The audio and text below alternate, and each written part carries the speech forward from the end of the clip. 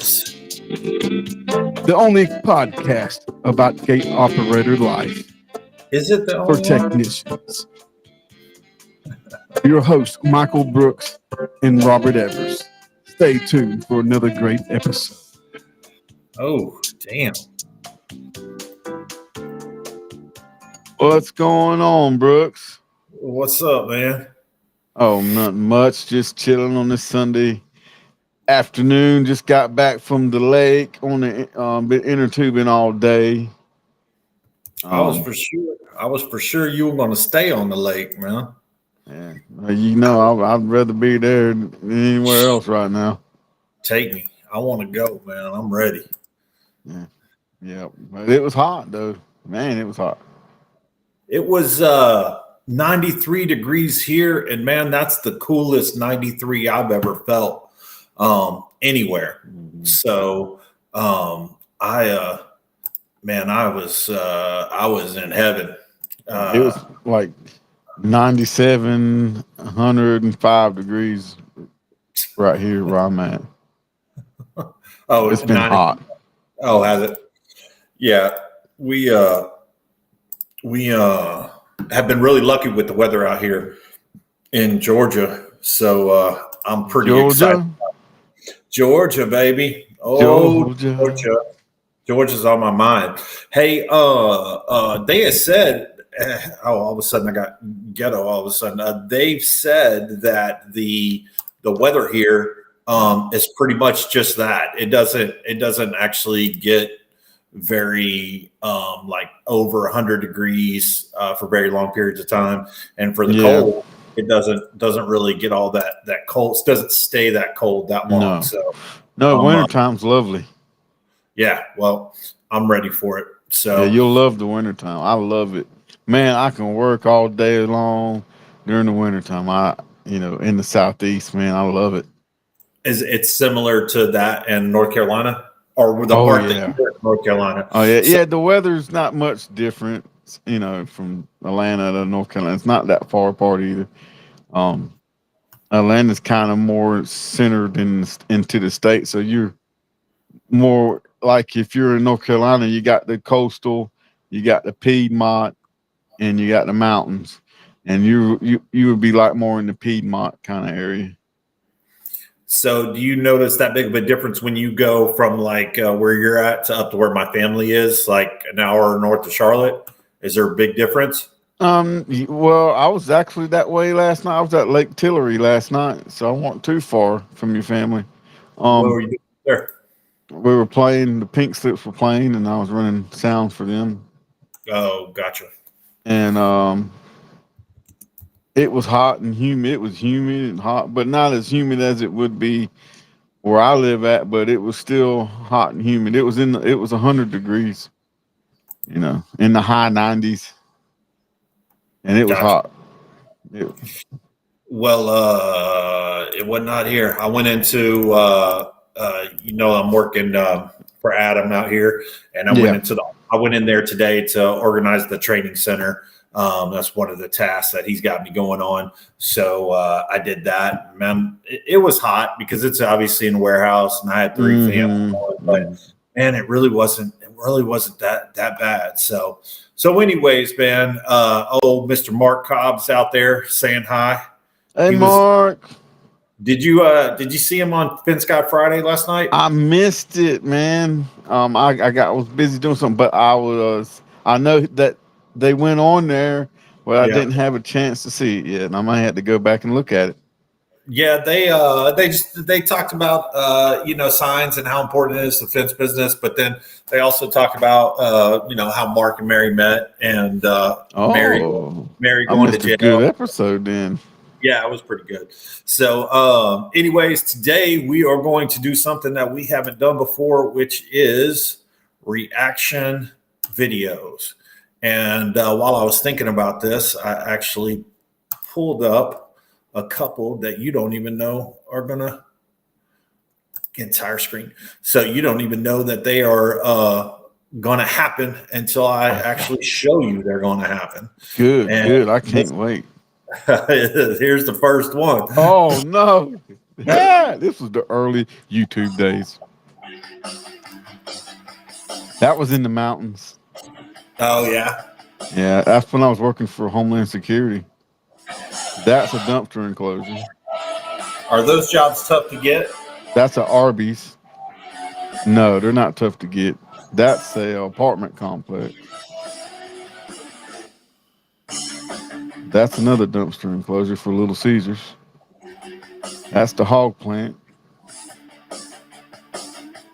That's the towers I used to put the fences around. That's in the mountains too, right there. 4-foot wide gate. Yeah, that's back when I was doing them tower jobs. That's where I learned how to do all that grounding stuff. Oh yeah. Did that get pretty tedious after a while? Oh yeah, they inspect the hell out of it. Oh, do they? Who's inspecting it? Just the city or state? No, this was through the government, so it's government. Who from the what branch of the government would it be? Civil side. It was the Patriot Act. I was working on the Patriot Act after 9/11. The fire department and the police department and all that stuff couldn't communicate at the same time. So when 9/11 happened, you couldn't communicate. So they passed a bill called the Patriot Act. Patriot Act, they had a bunch of pilot programs, and they sent them to different states. And one of them was North Carolina, and one of them was Virginia. And the one in North Carolina, I hooked up with this company that had all of them, and they gave me all the jobs for them towers. They didn't give them to me. I would have to give them a price each time they come up, but I didn't have nobody bidding against me. One of the reasons why was because nobody wanted to do them. Just because they thought they were going to take too long to get paid, or just they were just 200 foot here, 200 foot small jobs. You just go around the tower. That's it. Okay. So a lot of people look at, well, that's not a lot of money to make off of one job because it ain't 200-300 foot, blah, blah, blah, or whatever, however their scheme is on bidding. And then I did 3 of them. The first ones was in my home county in North Carolina, Bladen County. I did the first 3. And then I told the guy, I said, I'll do every one in the state, or I'll do every one that y'all have, no matter where it's at. And he said, okay. And he had some in other areas where they didn't read the specs. They didn't install it properly and stuff. The gates were hung unlevel. So they called us to come fix it. And then after that, for 12 years, they gave me every one of them thereabout. Damn. Man, that's and it was an awesome gig because I would do maybe 2 a month or 1 a month. And I'll go out of town for like 3 nights and come back home. I mean, it was great. That's cool. I was never a big fan of government stuff because I couldn't afford to do it. All right. So I happened to pull this one up. That was more of a promotional video. I saw this one. So they're not all going to be yours. Robert Evers here. Evers Automatic Gates and Fencing. Too Smooth Opera. What? So that's a recent one. Yeah, that's a recent one. I got a belly. Yeah. Here, let me get past that. There you go. So, what are you using audio and video wise? You're using your cell phone, which is my cell phone with the microphones that I bought from Best Buy. Yeah, that plugs into your phone. Oh, gotcha. And let me see. Okay, cool. So it plugs into your phone and it plugs into your cell phone. Old Mark's saying something. Do you have the buried ground wire around the site? Did you have to do that on those jobs? Yep. I didn't have to. I did minimum grounding. All I did was grounded the fence posts and the gates, and they had the wire sticking out the ground where at each gate or each line post that they wanted grounded, and I would ground it. And then sometimes I would have to run like 50 foot of it because they didn't run it all the way, didn't finish it. I was the last man on the job too. And if they had little stuff around if they had a Bobcat and they left the key in it, they'd be like, "Hey, Robert, can you move this dirt and stuff like that?" I did just a little bit more than fencing too. It was whatever they had needed to get done, I'd get it done for them. Oh, that's cool. Yeah, that's that grounding. You know, people talk about, oh, it attracts lightning, blah blah blah. And well, it does. Well, if it does, it may attract it, right? Let's just say it does. I don't agree with that, but let's just say it does. Mm-hmm. And if that's the case, then why are these? What is so specific about these systems that allow it to dissipate properly? So, anyways, you and I have had the grounding discussion before, and I'm definitely not educated enough on it to know. So, yeah. All right. So, with that in mind, let's see the man of the hour. Let's do it. This is one of my LA 400 deals right here, residential. We had to set a 3-inch schedule 40 post right here. It was hanging on the opposite side of this, so we switched the hinges out. Put the hinges on this side, reason being because my electrical outlet's right here. This is why I'm putting the control panel for the LA 400. Hey, Robert, on your side, are you actually seeing the video play? Mm-hmm. Oh, it's actually playing? Okay. Just on my little screen, it stopped. All right, cool. So I got Mr. Jared Storms here. He's here, one of my technicians. Is Jared still with you? No, he's gone to sell insurance. He left the other way. He was good. He was good to me. He worked. This was his 3rd summer working with me. He was 20, just turned 21 this year, and he's been going to school, taking classes for selling insurance. So he's no longer with me, but he did me right. He did a good job working. Well, that's cool, man. It's great when you have those people, and you could say that about him. I'm sure he appreciates it as well too. You know what's funny about that? I wonder how much of that influence of him going to sell insurance was, family, the love of insurance, or his girlfriend, or something like that. I was talking about it with somebody else the other day. The trades aren't respected so much. And in his case, his dad wanted him to work a job, so he came to us, and his dad was like, I want my son to work with y'all. Yeah. And he didn't just come up and tell us, when we got in conversation, like, I want him to work because his dad is the one that sells insurance. His dad's the one that's the big guy selling insurance, and he told him to say, I want you to respect money and respect job, because these people are not going to buy your insurance from you until they can trust you with their money. So hopefully he learned some of them skills of when people are buying something, you do a good job for them and do them right. After we did our last podcast, and by the way, we took a break the other week. We've been busy. Both of us have been busy. So sorry for last week. James Dunn, Red from Red's Welding, he called and asked why there was no show last night or last Sunday. But Mark called me afterwards, and we started talking about grounding.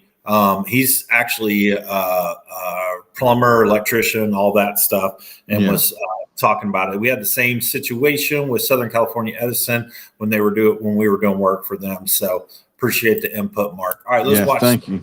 Watching this, he's always good for a good story. Put the hinges out, so now we're going to hang the gate. So what was the problem with this? He wanted to switch the direction of the gate. Well, I put that fence up 20 years ago. Black vinyl. Yeah, that fence, that back in like 2005, I put that fence up, and looks good. So I made the gate ready for electric gate. Well, maybe I didn't make it ready for electric gate, but it was hanging on the opposite side, so I switched it over because he had an electrical outlet on the left side there. So I was like, well, we're going to set a new 3-inch schedule 40 post because it was hanging on 2.5 inch. And so we switched it over and put some hinges on it and went from there. And yeah, so these are just like regular chain link hinges or whatever. Yes, this one is, yeah. What's your thought about those on a gate that's going to open and close, open and close, open and close? I mean, I got them out there for 20 years on 100, what you call a 180-degree hinge. They're not my go-to hinge, but you know, it's about speed and time and money, and this is residential. Okay. But, you know, all right, that's it's fair going to enough. last a long time. Yeah, well, and I mean, I don't know what everybody else's opinion is, and it's funny because nothing else lasts this long without service. But my opinion is I want it to last 10 years, right? Obviously, if I'm putting in an LA 400, I'm not expecting it to last 10 years. But you know, that's what I'm hoping for. But you know, you would never run your car, and I understand that's a lot of different mechanical parts, but you know, without doing service, or you wouldn't work on your computer without doing service, or whatever the case may be. But the people expect these things to get 10 years out of them and never do any service whatsoever. And I was just curious on what you thought about those. On the actuator arms like that, yeah, if you put them in right, you won't have to service them really. Just put some spray lube on it. Yeah, but every that's now still, and then they just last a long time. Yeah, if they're not being overly used. You know, Yeah. if you're just coming in like these people here, they're retired. They're gonna come in, you know, once, twice a day at the most. Did you put a mag lock on this one? Yes, there's a mag lock on it. All right. Rest it on there.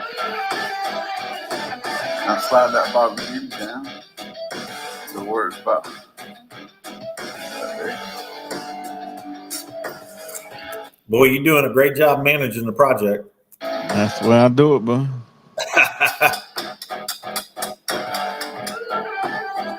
sure it's straight. There you go. Knock a little bit more down.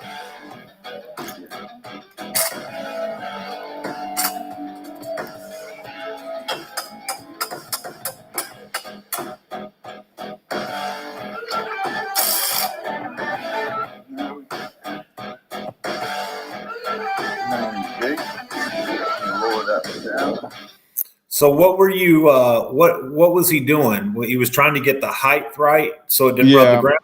Yeah, and getting the hinges straight, you know what I'm saying, lined up. I can do it with my eyeball. And I'm like, you know, a lot of guys they can get it halfway straight, but I can get them straight, you know. Just make sure you put them straight up about like 16 inches off the ground from the asphalt to the 16-inch, then hang your gate on and all that. So, all right, we got to take everything and switch it around. This got a truss rod on it. We got to take the truss rod off. Keep the gate from sagging. It's a residential frame, low cost gate. Face fan off. Let's get that switched down. But anyways, little things like this that we do to keep the cost down for residential gate operators. So if you have any questions, please get up with me at Evers. Evers. Oh, we're not promoting your company. Yeah, you are. So I was going through a couple of videos and I saw this one from LiftMaster EU. I have not looked at it, so I thought it would just be interesting to watch. I've never heard of the SCS 300. Me neither. When it comes to automating your swing gate, make the right choice. Oh, it's a China gate. Make the right choice with a design which is extremely reliable. That's an LA 500. It's safe, smart. Yeah, that's what it looks like. And stops immediately when it touches an obstacle. On top of that, thanks to the photo cells, the automation will detect the obstacle before the impact. The automation recognizes the obstacle, stops, and returns to its original position. Yeah, if you have two photo eyes, Yeah. because how else would it recognize it? It's got to have a photo eye on it. Yeah, that was exactly what that video was showing, that there's a photo eye right there as well too. So anyways. With its unique and patented pulse point system, LiftMaster makes sure the programming of the gate will never be lost, even after a power cut. I don't see no photo eye right there. Additionally, the system ensures the gate moves with extreme That's accuracy. on the limit side, probably. Yeah, you'd still, if it's not a low energy gate operator, isn't it still recommended that you have a photo eye there? Because isn't that gate in that fence panel right there a pinch point? China made this video, so did they have to follow the UL 325 laws? Well, this is EU, so a European. So I would imagine that they're stricter. With LiftMaster, you will also enjoy numerous innovative accessories that will. Ooh, innovative accessories. A light bulb, so that's innovative. Well, they got to have lights on the gate while they're in motion. Oh yeah, In Europe, yeah. well that's definitely innovative. And keypad, remote. Those transistors, elegant transmitters, look pretty interesting. Remotes. Make the right Remote, choice yeah. with the world market leader. Make the right choice with the S. I don't see that photo eye out there now. Apparently, It was in the inside. No, there was one on the outside too. Was it? That's Back it up. Yeah. Let's see. they were saying on this part of it. when it touches an obstacle. On top of that, thanks to the photo cells, So That's that's the on, inside. the automation will detect the obstacle before. but you can see 4 of them right there, or 4 poles. Well, maybe they forgot to put it in. I mean, they, Leader. Make the right choice. they're not there on that one. Anyways, we recognize LiftMaster that this is just a video. It's Wah, not. wah. Hold on, let me give them a. Oh, you got some sound effects? Yeah, because let me tell you, LiftMaster, you could have done a better job on that video. That's a good thing. That's Hold when you rucking them up, man. That's when you raise them up. All right, LiftMaster. Regardless of what Robert says, you guys did a good job. Don't worry about that. They did not do a good job. On the video, No. what? You complained about the gap between the other fence and the gate, so that's not a good job. Well, what the hell do I know? All right. Well, Can you see the video right now? No. Or is it just me? All right, just me and you. It's you. All right. No, that's not. So special. I'm gonna give them thumbs down. All right.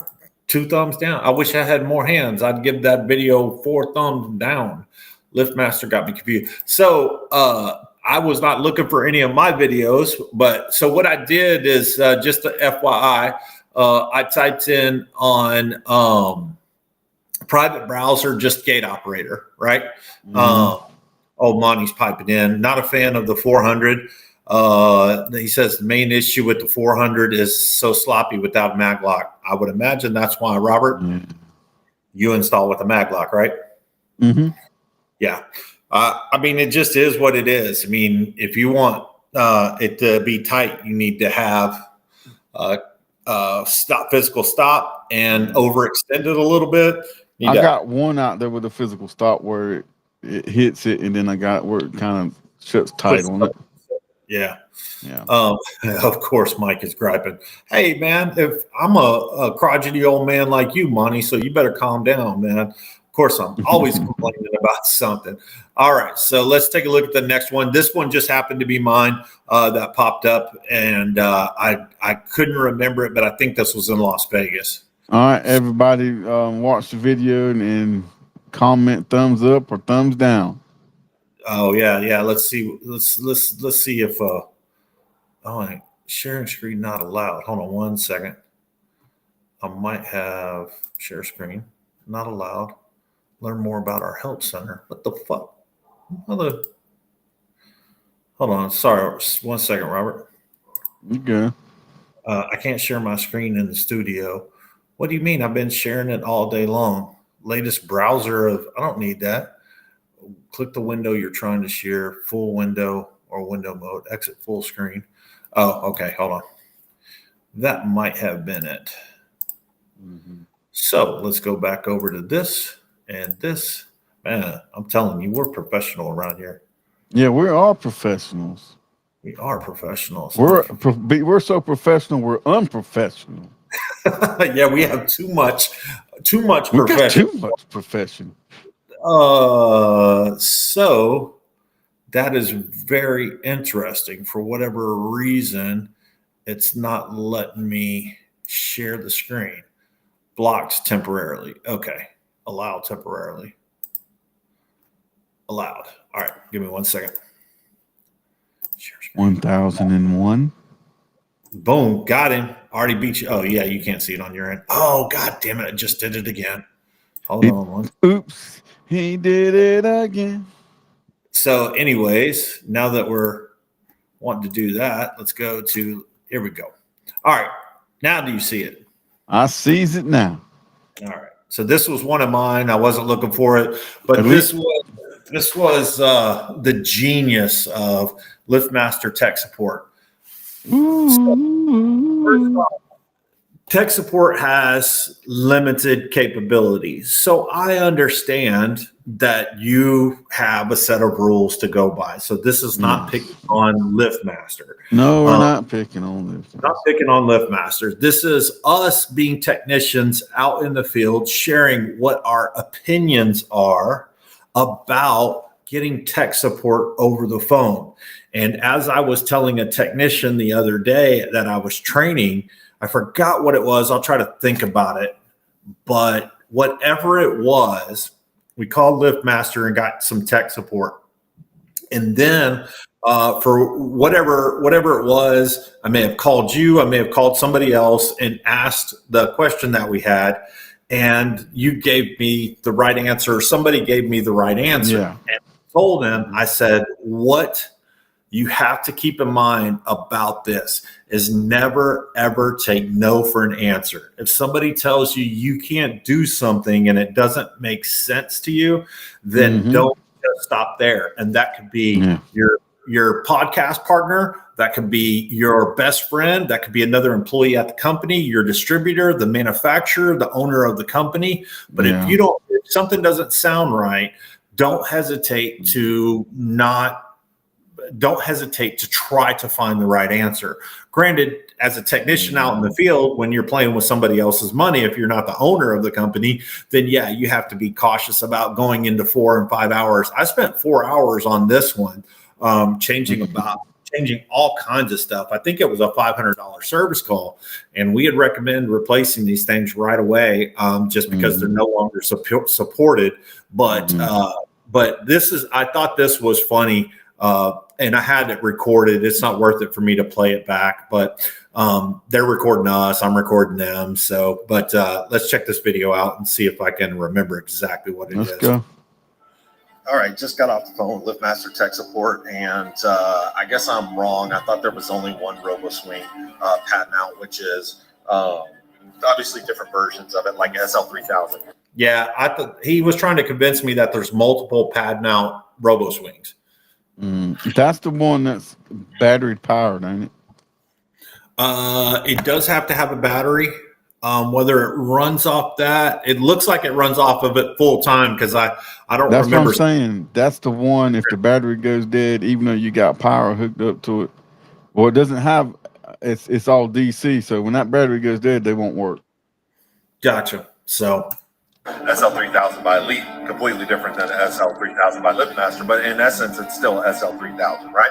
So they were telling me, this gentleman told me that the LA500 was a drop-in replacement for the RoboSwing, and if the RoboSwing's a patent out, it's kind of hard figuring out what that is. So is there more than one RoboSwing? Appreciate it. So I don't think these guys on here can help you use Google and find a forum. Someone definitely ran into your issue before. Thanks for the input. You're right. Everyone should check out At Gate Industry. first world problems. Gate operator life is rough in the hood, you know, and then You're damn right. you know, so that's how we do it. First world problems. Well, let me ask you this. It's definitely true that there are people out there that don't have a gate operator, couldn't afford a gate operator, and so on. So yes, it's first world problems, but imagine it's the exact. Was that your video, end of the video? Yes, sir. So I'm gonna give you a thumbs up, man. Riz me up. Here's Monty saying tech support can only help so much as what kind of information they are given by the service technician.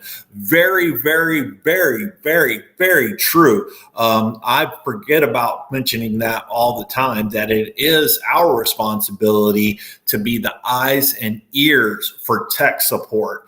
And in doing so, don't expect to learn anything while you're doing what they're asking you to do. That's not the time for learning. The time for learning is afterwards. Now, I could be wrong about it, but that's the way that I treat any kind of phone support, is let's try to figure out what the problem is, and then I'll tell you what it is. My opinion on that is they need to bring them people in once or twice a year, every 6 months, and do some hands-on training, operating the operators and all that kind of stuff. If they're on the phone trying to explain it to some homeowner or something like that, or to a technician, I think they should do some hands-on training.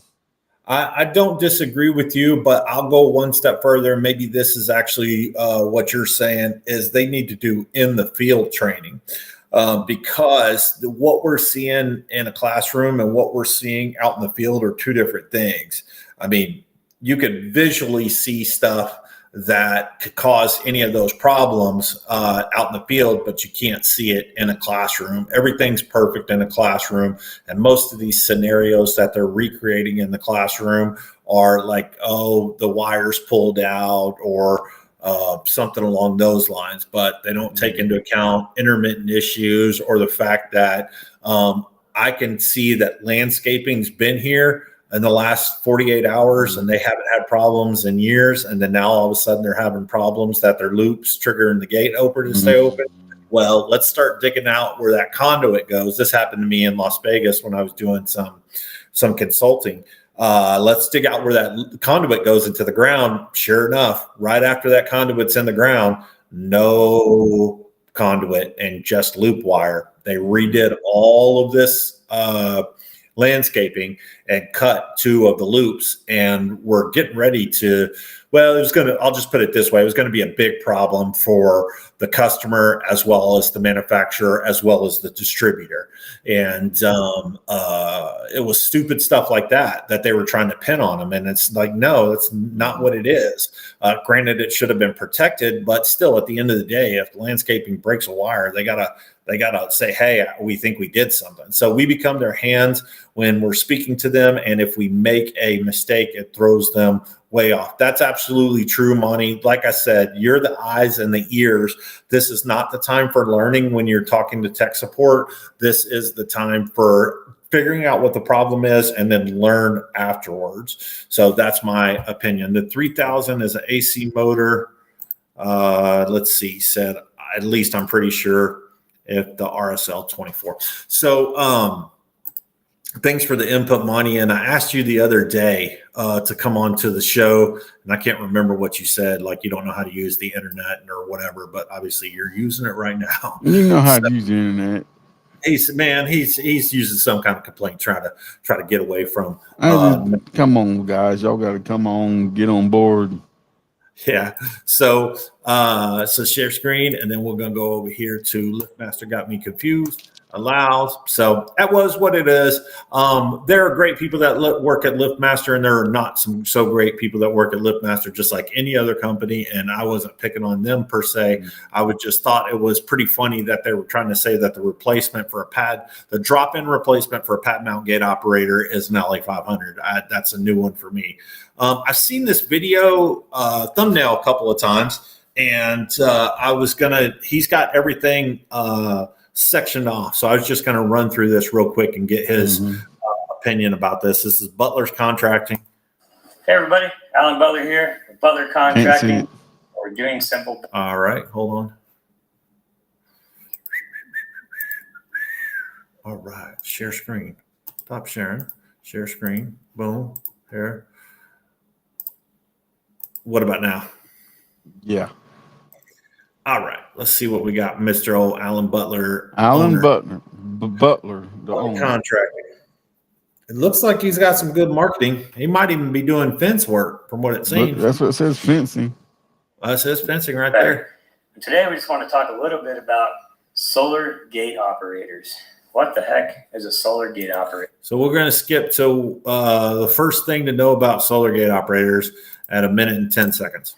So, number one, the first and foremost thing to know with the gate operator system, especially if you're going with solar, make sure it's in a location that's going to be conducive to work for you. It's got to have some light, obviously, right? So we need some sunlight to power that solar charger. If you have a lot of shade in the area, it probably will still work in most of the year in Texas. Some of the challenges or problems you might have is during the wintertime when there's shorter days, less light, overcast, cloudy conditions. You might have some times where that gate operator won't work or the battery is going to drain because it's not getting charged as well. But in general, Good point. Got to have sun all day, every day, or it don't work. Brand number 1, LiftMaster, recommended brands. they've been making garage door openers and different types of access control systems since the 60s. LiftMaster is a very well established brand. They make good quality stuff. They have great warranties on their products. We recommend putting them in. We like putting them in.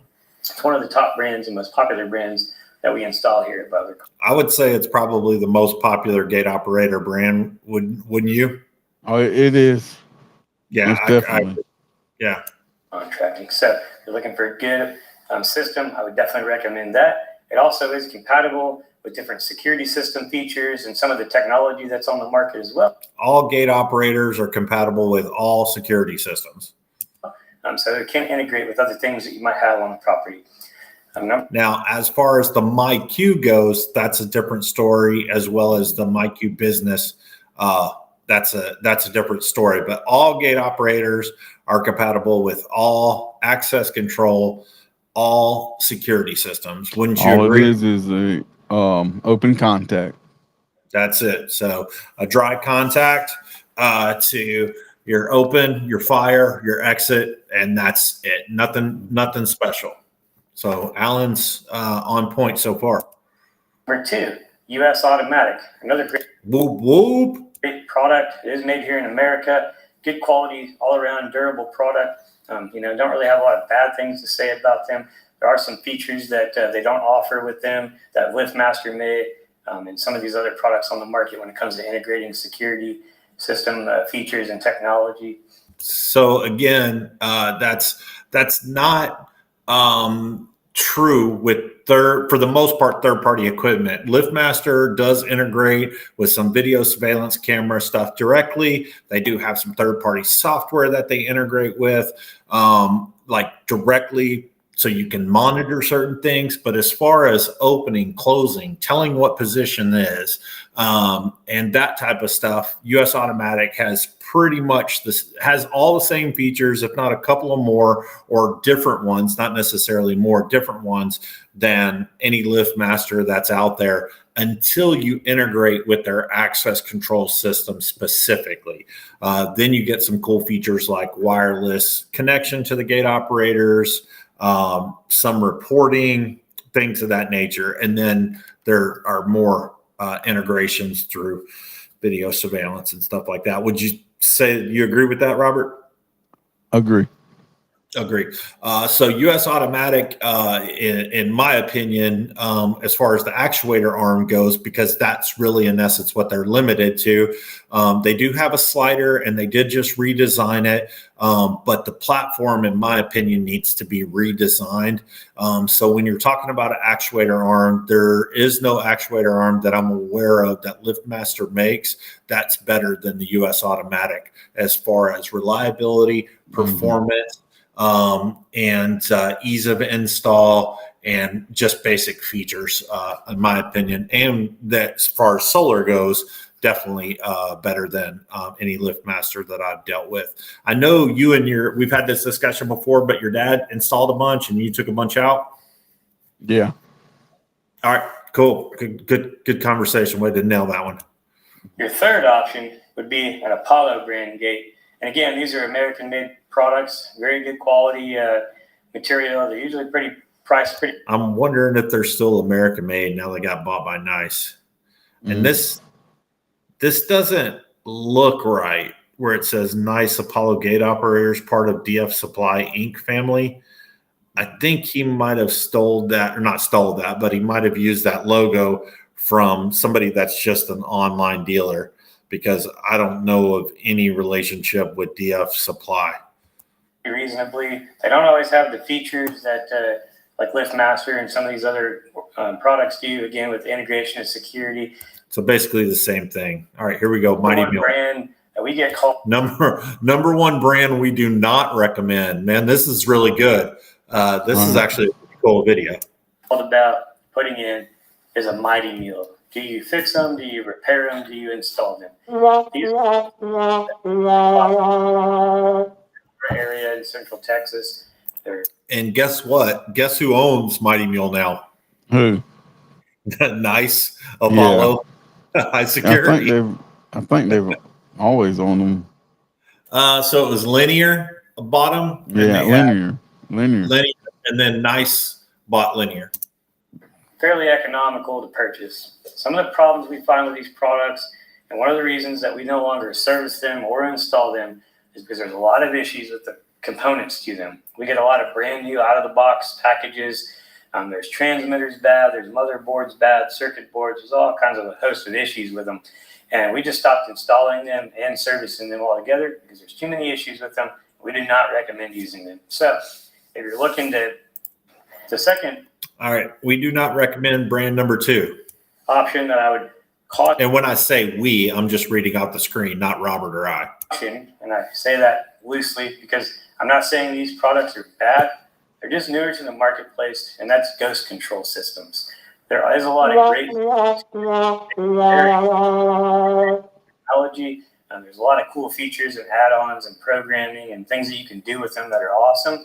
I'm not saying they're bad by any means. The only reason I put it on the list of things to be cautious about is because they're really made for light duty and residential applications. You cannot use them on a really heavy gate or a really heavy agriculture, industrial, commercial setting when it comes to installing Ghost Control Systems.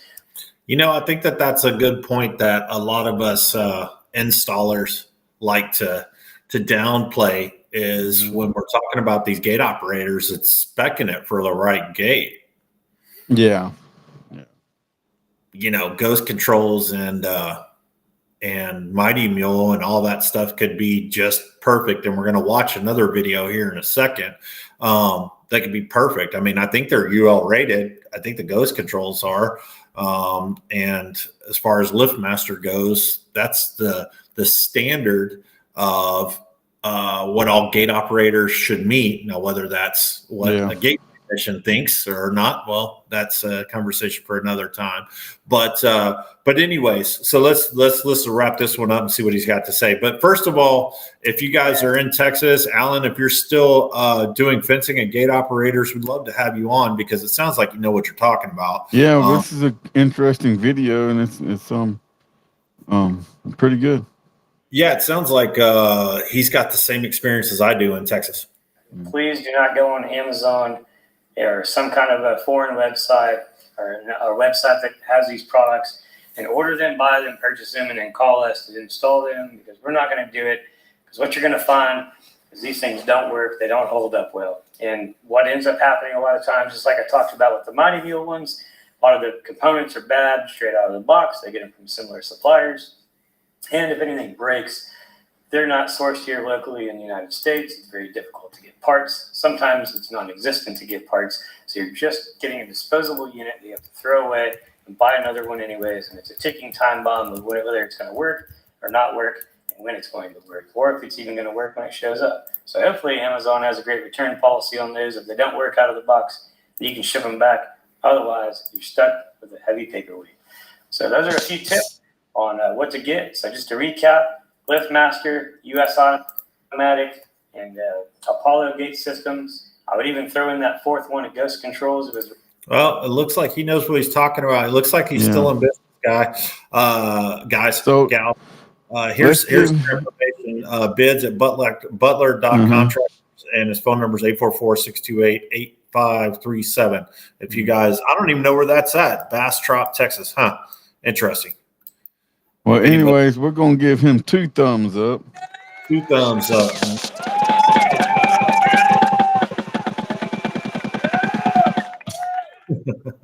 Looks like he's just east of Austin for anybody that's out there doing it big time. We're going to use that one to wrap up with. I thought this going into the Mighty Mule. Check this one out. Hi, my name's Alan. I have been using Mighty Mule gate openers for well over 25 years, more like 27, 28 years, almost 30 years, and I am thoroughly impressed with them. I want to recommend them to you, but let me show you what I've got going on first. We've lived out here for 40 years. I've been broken into twice, but I've never been broken into since I've had the Mighty Mule gate opener. Keep that gate closed. I mean, it's almost like I can't watch it. I can't watch it. you have to, man. No. You got to. What?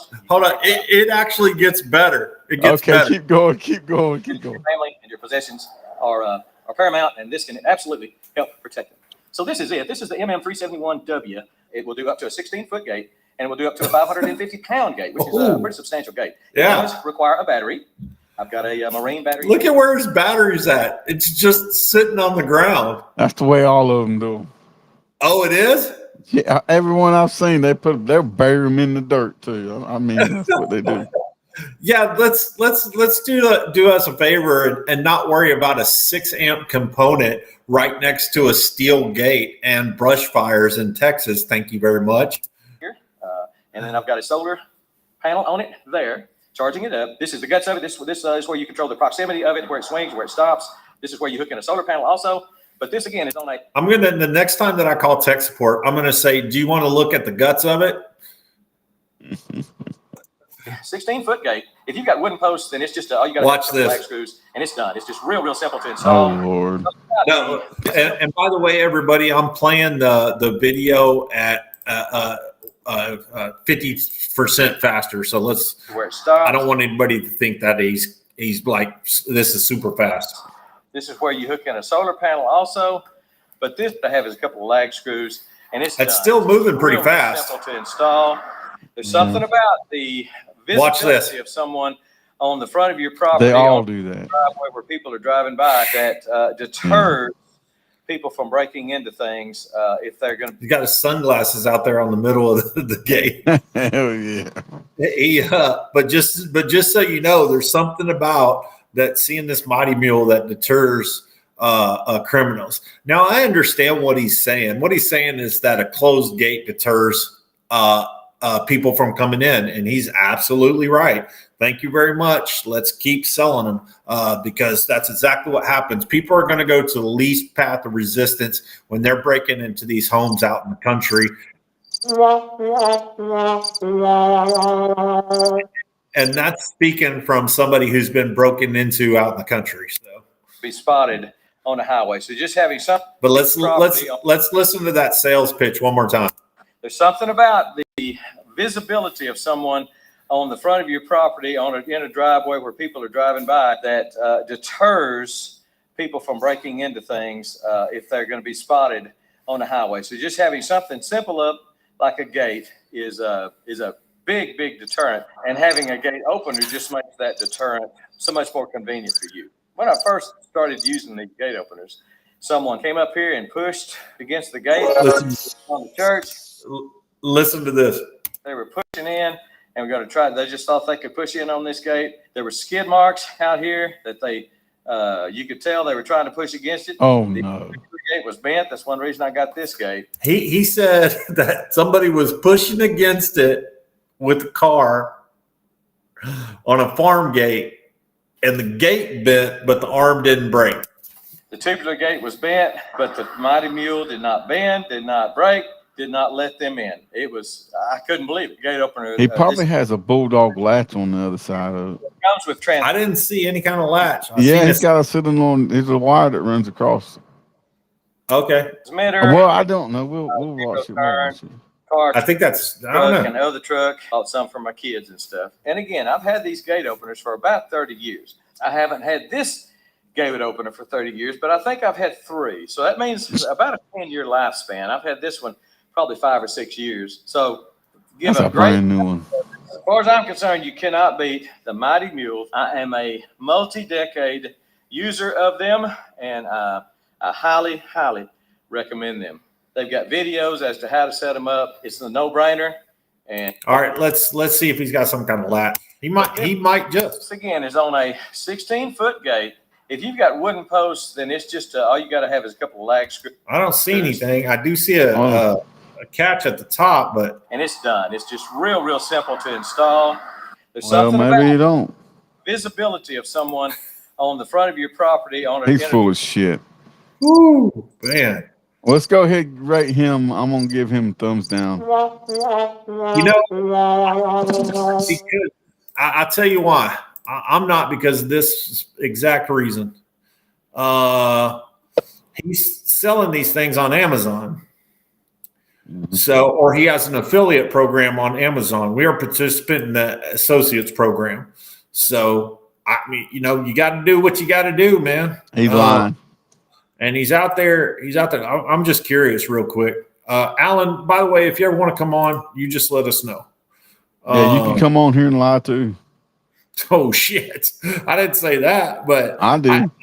obviously he's just selling stuff. I know. And he's got I'm more just talking junk. I'm just, if you're gonna put up junk, I'm gonna talk junk. He's got more subscribers than we do. So Alan, Yeah, you're doing I know. Maybe we'll get something out of it. You gotta talk junk. Yeah, there you go. I'll talk shit. I'll talk job all night long. So this one's a popular. Yeah, I've seen this one before. Yeah, this one he did. I mean, shit, 156,000 views. I mean, my God.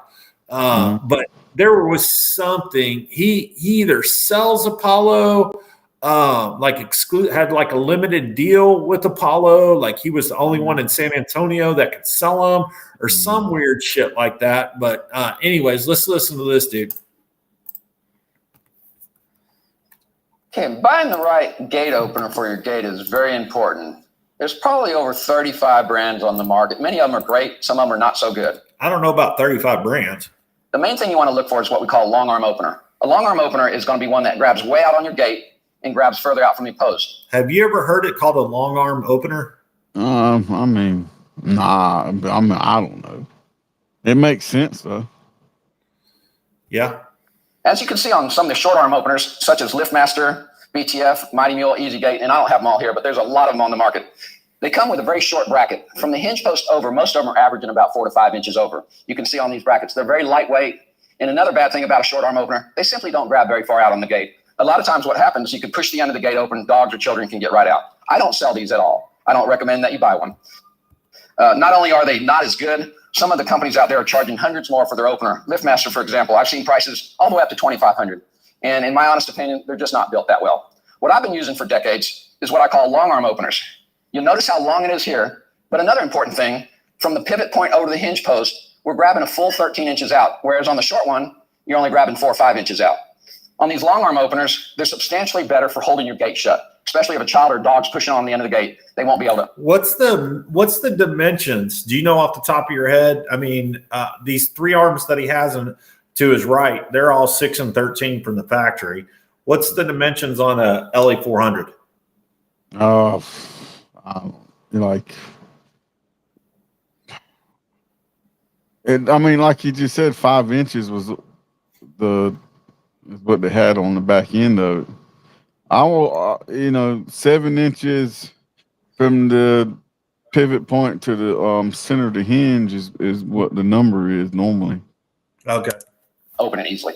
Now, you might say, well, which one's the best one? Well, 20 years ago, we were using the US Automatic. It was the best one on the market at the time. Over time, we didn't really like the plastic limit switches. That is true. I mean, they do have plastic in them. Were problematic. And the life expectancies, 12 to 13 years is about all you could see. They tended to just 12 to 13 years. Dry up on the inside, and they just seize up. So first of all, I've never seen one seize up. Second of all you have to do is put a little bit of lithium grease on there once a year. and not even that. I mean, you just need to do it once every few years. But yeah. About a decade ago, we went to Apollo. Apollo got bought out by NICE and ICE, same company. And this was our go-to operator starting about 10. Oh, I think that's what it is. This dude started his own company, and it's I want to say it's American Armor. That's who this dude is. That's who I had to talk to get a price on that operator last year. Well, they're I think they have a distribution component and a manufacturing component, but they're not named the same name, but they're not related to each other. So I think that's who this is now that I think about it, but I could be wrong. Don't hold me to that. Years ago, and it was considerably better than this one.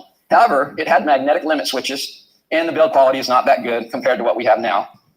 We did see a lot of, as they got bought out by NICE, we did see the quality control go down on them. I didn't. I never saw that. About 3 years ago, another company came out called American Armor. Actually, a guy that's what it is. I think that's what it is. That worked for Apollo started his own business. Now, this is my strongest opener I've ever used. It's 5/8 here, and as you can see on these short arm openers, very thin metal down to about 1/8. This thing's built like a tank. I also custom build my brackets. They're much heavier than stock. They grab further out. And also another nice feature, they have an aluminum black anodized tube, so the tube actually disappears with gate rail.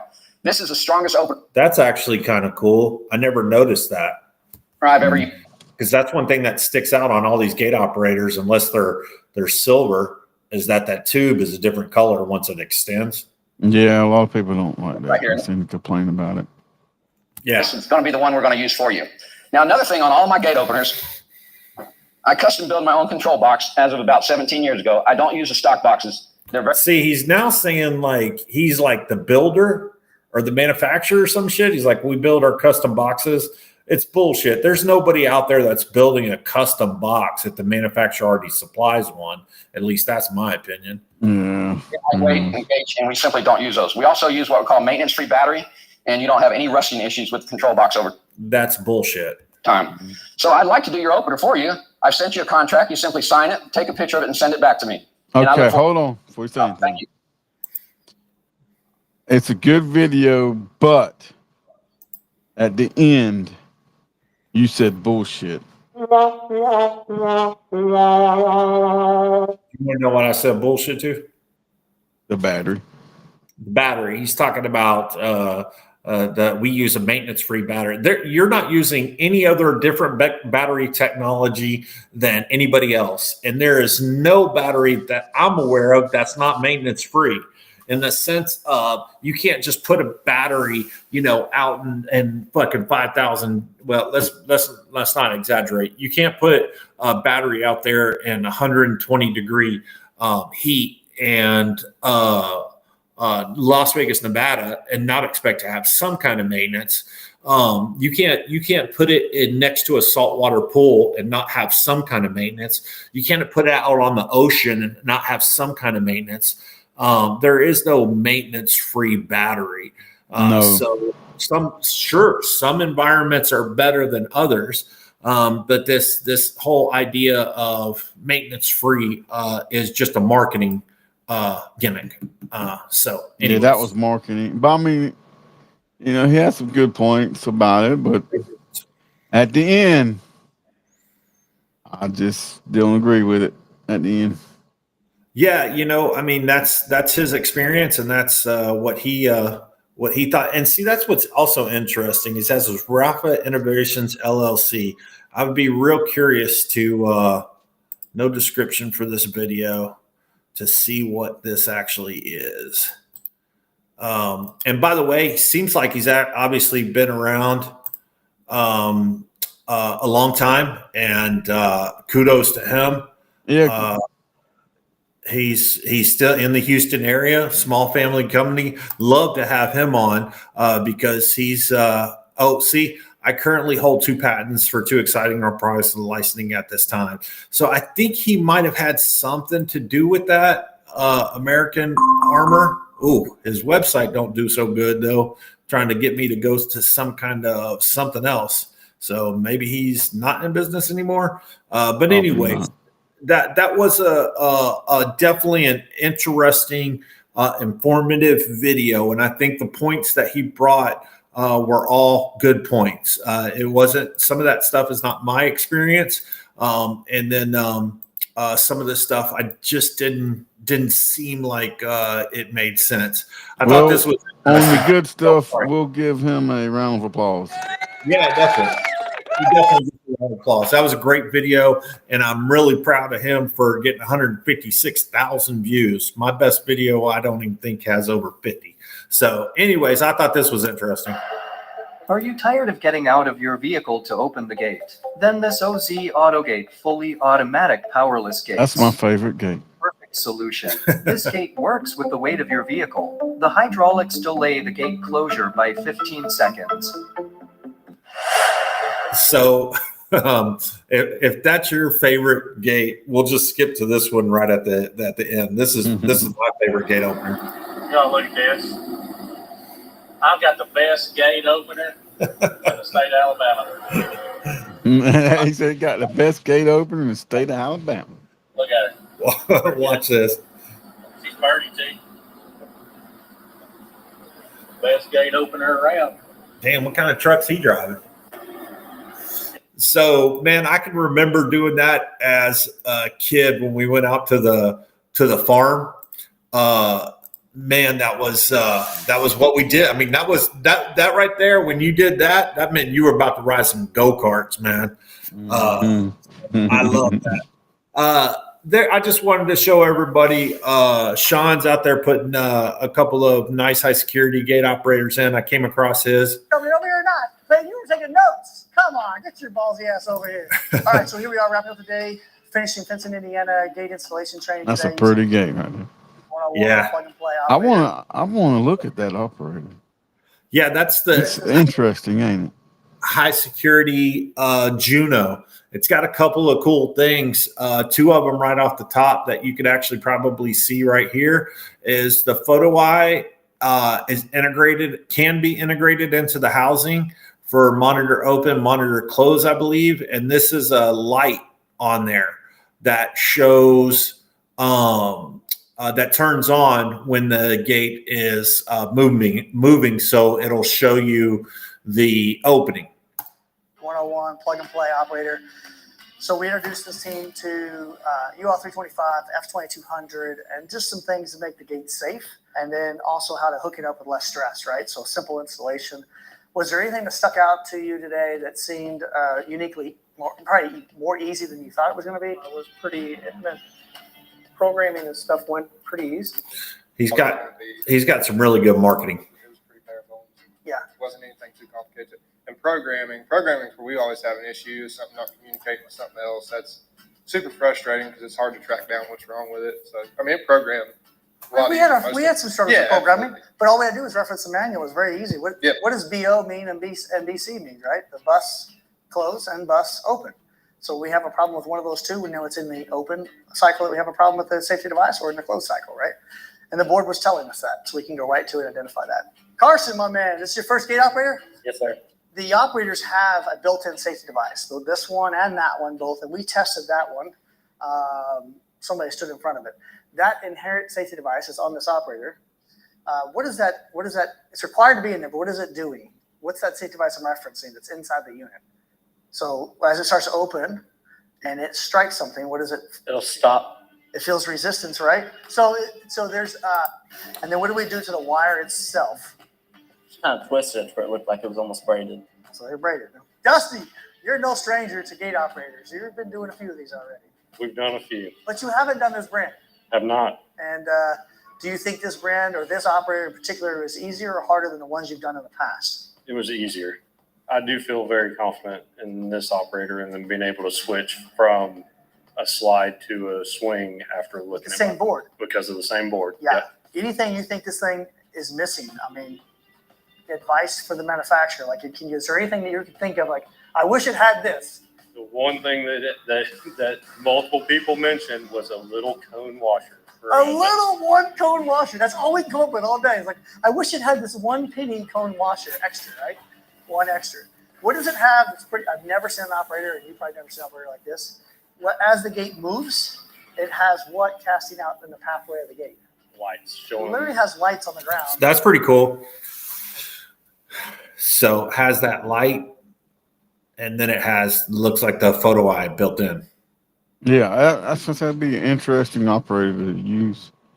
And Yeah, these integrations need to happen a lot more, as long as they don't affect the performance of the gate. because it looks like it'll be quicker to install. You just pop it on and go. Yeah. I mean, having the photo eyes like that. Showing where the gate's going to go. I think that's pretty clever. What was unique and made things a whole lot easier was the mounting brackets. By the way, if you guys out there have, well, you met Dusty before, right? I might have. I think Dusty's wife is the one that did the accounting stuff. Yeah. I know you're talking about now. So if you guys got a fence company, Ideal Fence, ain't it? I think it says Blue Ribbon right here. Oh, blue ribbon. Yeah. I get them. They kind of look similar, you know what I mean? So if you guys have a fence company and or a gate company, and you want somebody to do your bookkeeping, Dusty's wife does it for multiple fence companies throughout the United States. So and I'm telling you, she's taught me a lot when I sat in that class while she was presenting her program to everybody. if you guys are interested, let Robert I know, and we'll get you in contact with her. But if there's one thing that people don't know, it's their numbers. So, all right, man, we're going to do a couple more videos real quick. This is one of mine that just happened to pop up as well. Best way to learn how to build operator is take operator out, put it back together. That's what he's doing. That was that's on our channel. Okay. So yeah, there was another one in here that I thought was interesting, and then we'll make this our last one and wrap it up. And this dude in California. A dude in California. I've seen this video, I believe. Yeah. Brian said, "What's up?" Sorry, I haven't been paying attention to the chat. What's up, Brian? Let's see. Don't have time tonight, but I will. So Monty will come on the show. We have a commitment. That's a signed agreement, commitment that he's going to be there. I would love to get on there and discuss different manufacturers' pluses and minuses. Cool. Most important thing to remember about solar gate operators, don't even try to use them in East Tennessee. You're going to piss off your customer. Amen, brother. I agree with you. That's very interesting. Well, you know what's funny is my brother, being just north of Charlotte, he had a guy send me a picture, and he was like, "Man, can I put one of his friends? Can I put a solar gate operator here?" And it was just out in the country where there's just trees and overgrowth and all that stuff. And I was like, it's not going to work. He put it in, and like 30 days later, he called me. He's like, "Man, it's working great." He never did call or anything like that afterwards to tell me whether it was still working or not. But I just they'll thought it work. But once you want it, just if you're just going to open and close it, they'll work. But that's your do-it-yourself guy. So I mean, yeah. Service call is more expensive than the ARM. He's probably talking about mining fuel. We tell our customers that basically mining fuel, GTO, linear, all the same manufacturer and Ghost are made from extreme rural areas where the gate is not used every day. Maybe the farmer's going to feed his cattle 3 or 4 days, and that's going to be it. Pardon me. If you are a tight ass, okay, that's me. I'm cheap. Is a great machine because you're willing to replace it every 2 years. Toro 7x. What did I just do? Toro is 7x7. Oh, he's talking about the dimensions. Same thing with the Door King 6006. So Monty, appreciate all the feedback. We're going to watch this last one, and I think this is very informative for anybody that is interested in putting in their own gate operator. I've found that I don't really like the quick close for my situation, simply because sometimes you need a little extra time. So for anybody not familiar with these gates, he's just talking about a feature called quick close, and it has to do with not opening back up if somebody hits a sensor. which would prevent them from getting through, like tailgating. Okay, one of the reasons I picked the LiftMaster system, because LiftMaster in Chamberlain uses what's called the MyQ app, which I've been using for years. My garage door here and in other locations has the MyQ app. You can open and close your garage door. Great marketing and great integration, by the way, wouldn't you say, Robert? Yeah. I mean, they own the garage door market here in the U.S., so it was easy to get people hooked up to it. I'm just waiting for them to start charging for using it on their gate operator and garage doors. Oh, they can't. Oh, they will. With your phone through the app, and it'll send you a message every time that door opens. So if you're away from home, nobody's supposed to be opening that door, you get a notification that the door opened, you know to check on things. Either that, or what they're probably doing is they own, or they have a company that is owned by the conglomerate that sells data. And LiftMaster, or one person from LiftMaster, said that they don't share any of the data.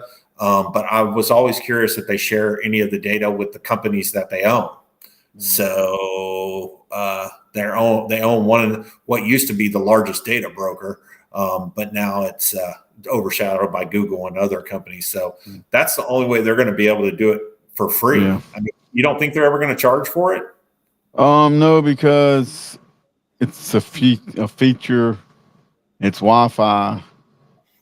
So I don't think they're going to charge. Now, I don't see why they should. It's Wi-Fi, so it's free.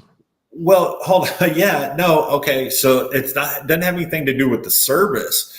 Just having worked for a software company before. I mean, if Apple has an update or Android has an update, you could spend hundreds of thousands of dollars, probably in the case of LiftMaster, millions of dollars, just to make sure that yours is compatible with that. And then if it's not, you've got a whole problem about people not being able to get in their garage because that's their primary means of opening it.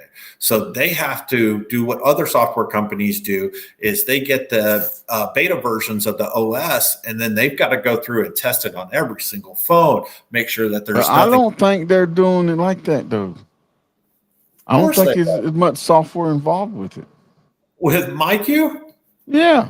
Any app that they're putting out has a development team behind it that has day-to-day responsibilities of making sure that it works. Yeah, but it's using internet service that's Wi-Fi, and only thing it's doing is saying you got 3 relays on the app.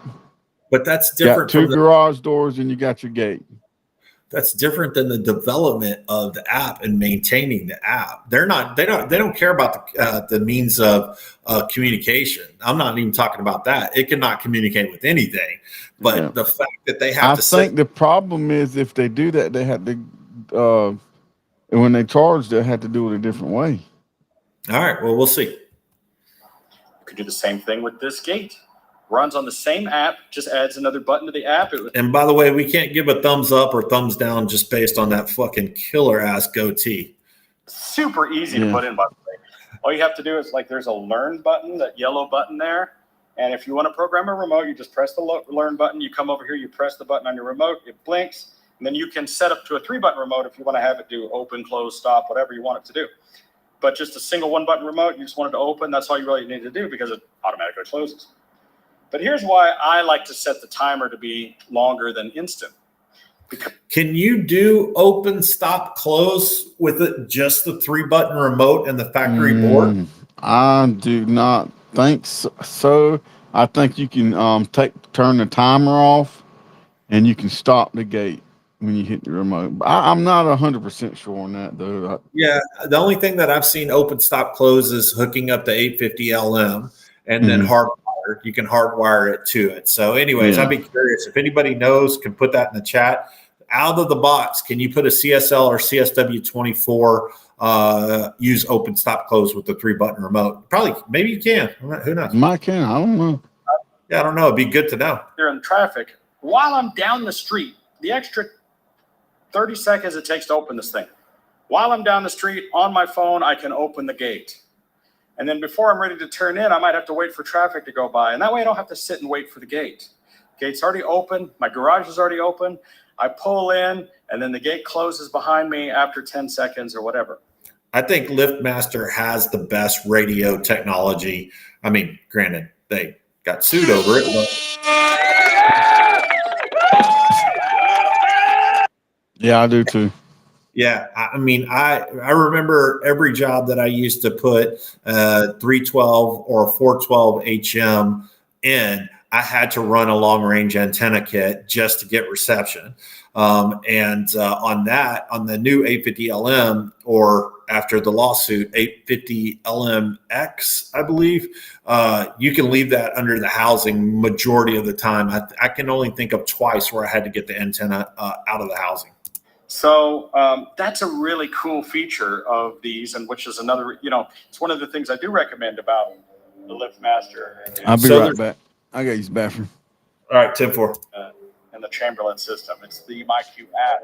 They also offer a MyQ video thing. So while Robert's gone, we'll just talk shit about it. Now, what I'm planning to do is, because I use the Ring network of cameras and security.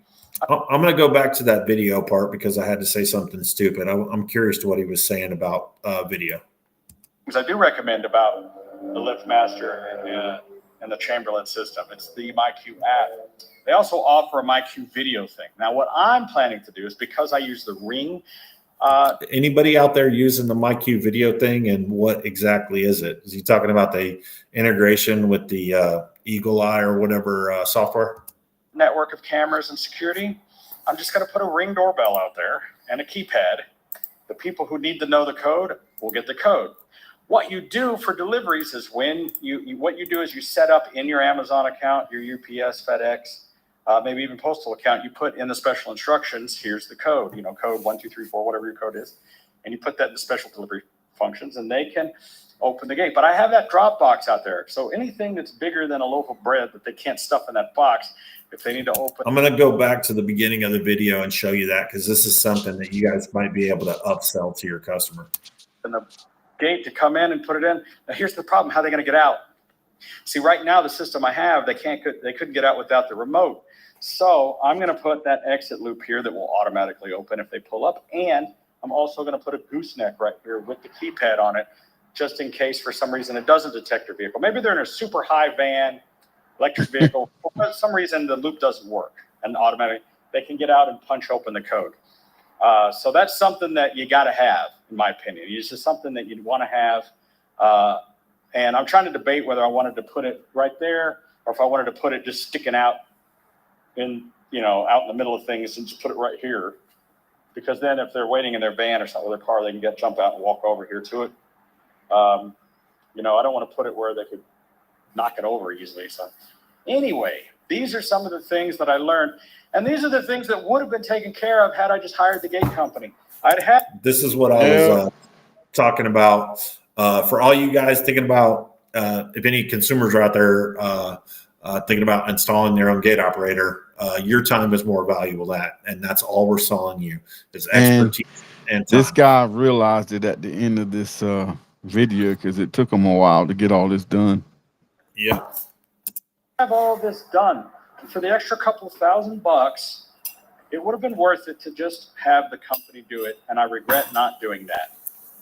And if I'd have been able to return this thing and start over back, if I could go back in time, I would have just hired the gate company, paid them the money. It would have been worth it, because the amount of time that I've spent, the amount of time I've wasted to get to this point where we are now, and I still have to get a concrete company to come out here and cut these saw cuts, put in these loops. We still have to put in the necks. We still have to do the wiring. I'm still going to have to spend another couple $1,000. So in the end, I'm going to have spent as much or more doing it myself, and probably end up with an inferior product with no support, no warranty, and no one to call to help me if something goes wrong. By the way, I think you would still have the manufacturer's warranty. You still had the manufacturer warranty on it. But what he's talking about is the support and having somebody he can call to come and fix it. Yep. Yep, you or me. Yeah.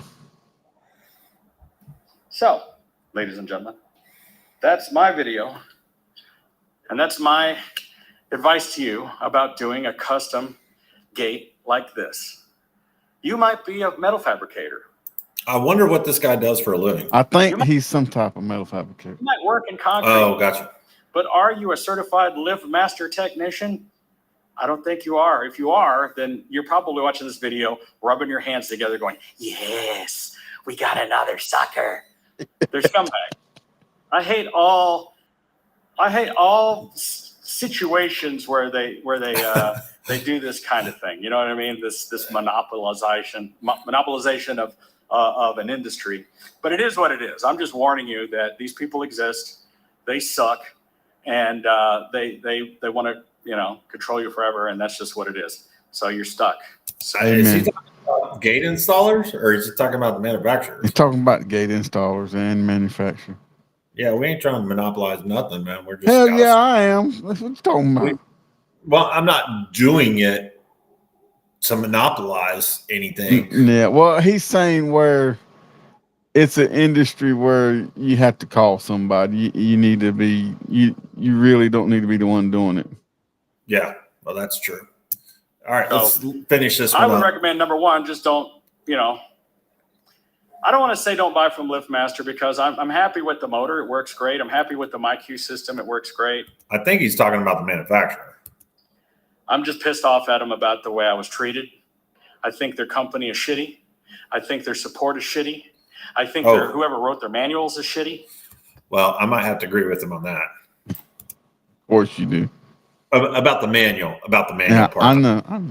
I've made several videos about it, and just recently I was on the line with tech support, and it's kind of a joke around the circle that I am right now. And he said two things that were so funny. One, the wiring is crucial.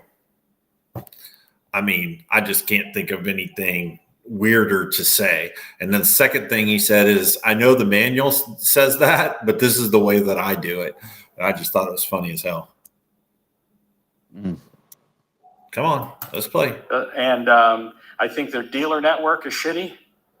And that's what I think of them, folks. I'll just come out and say it. If somebody from LiftMaster wants to contact me, you know where to find me, but I don't think it's going to do any good. I already spent a week of my life laying on the floor trying to get that thing, laying on the hot ass concrete out there on a towel to get this thing running. So I got a pretty nasty attitude towards LiftMaster and the gate industry right now. But in retrospect, he is talking about the gate techs. Wish I'd have just paid the professionals to come out and do it. Yep. And that's my story. So don't make the same mistakes I did, folks. Sorry about being Mr. Negativity over here. I'm happy I finally got my gosh darn gate. I just wanted to show people one other thing on this video, and that's this mailbox thing. It's brick, and it runs all the way down the street down there. Looks like he's got a nice property. Oh yeah, he's doing good. Yeah. So the gate. This is what I was talking about. Well, let me tell you about how much I spent on that. We spent probably $1,000 on this vault that's in the wall to set packages. We still have tons of work to do. We have. Yeah, I'm running into this little mailbox thing right now as well too. So, anyways, well, hold on, I'm gonna give him thumbs up because let's get that. He told the truth at the end. So.